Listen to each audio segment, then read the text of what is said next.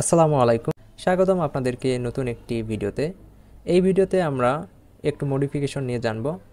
আমাদের অনেকের কাছে মিনি ইউপিএস রয়েছে, যেগুলো দিয়ে আমরা আমাদের বাসাবাড়ির রেগুলার রাউটারগুলোকে 24 ঘন্টা রান করতে পারি, কিন্তু কম্পাস্টের এই আউটডোর রাউটারগুলোকে বা আউটডোর অ্যাক্সেস পয়েন্টগুলোকে আমরা 24 ঘন্টা রান করতে পারি না, কারণ আমাদের কাছে যে সকল মিনি ইউপিএস থাকে এগুলোতে আউটপুট হিসেবে 5 ভোল্ট, 12 ভোল্ট, 15 ভোল্ট এবং 24 ভোল্ট পর্যন্ত আউটপুট পাওয়া যায়।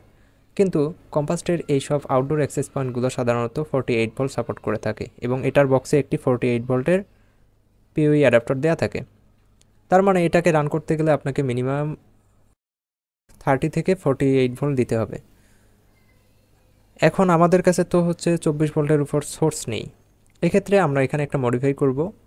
এখানে আমরা 6009 বুস্ট স্টেপ আপ বা বুস্ট কনভার্টার যেটাকে বলে, এগুলো ব্যবহার করে ভোল্টেজটাকে আপ করব। অর্থাৎ আমরা 5 ভোল্ট থেকে 30-35 ভোল্ট যেটাই ইনপুট করি না কেন, আমাদের এই বুস্ট কনভার্টারটা 35 ভোল্ট আউটপুট দেবে, যেটা এই অ্যাক্সেস পয়েন্টটিকে পরিচালনা করার জন্য যথেষ্ট।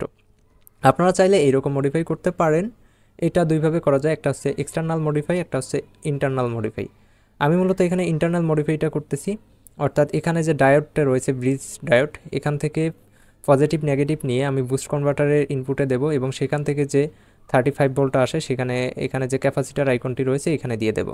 এতে করে ক্যাপাসিটার আইকন যেহেতু 48 ভোল্ট পর্যন্ত এখানে সোর্স রাখতে পারে, এরপর এই 35 ভোল্টকে এখানকার যে পাওয়ার আইসিগুলো রয়েছে এগুলো ধীরে ধীরে স্টেপ ডাউন করে 3.2 ভোল্টে নিয়ে আসবে এবং প্রসেসর পর্যন্ত পৌঁছায় দেবে।